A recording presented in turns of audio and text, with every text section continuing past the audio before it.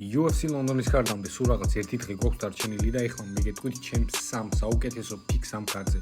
მანამდე შეგიძლიათ ჩახედოთ საერთო პიკებს, თუ რა მაქვს ამ კარდზე არჩეული და დაწვრილებით თუ იმეს გაინტერესებთ, შეგიძლიათ ნახოთ ჩემს YouTube არხზე, ვიდეო მაქვს გაკეთებული. მთლიანად მაქვს განხილული ლონდონის კარდი და შეგიძლიათ ნახოთ პროგნოზები. ეხლა კი ჩემს სამ most confident picks რაც შეეხება ნომერ პირველი იქნება ლოსანე კეიტა ნათანიელ ვუდის წინააღმდეგ. ერთადერთი რაც მაყოვნებდა ამ ჯგუფში იყო ის ჩააბარებდა თუ არა წონას ლოსანე კეიტა ამ ბრძოლისთვის და მან ის მოახერხა. წონა ჩაბარებულია და ლოსანე კეიტა გააკეთებს დებიუტს ხვალ UFC-ში. ოქტაგონის ორგზის ყოფილი ჩემპიონი დაამარცხებს ნათანიელ ვუდს და დაიწყებს თავის წინსვლას featherweight-ის დივიზიონში ახლა უკვე UFC-ში. ჩემი შემდეგი პიკი იქნება კომეინიდან ლუკ რაილი მაიკლ ასველის წინააღმდეგ.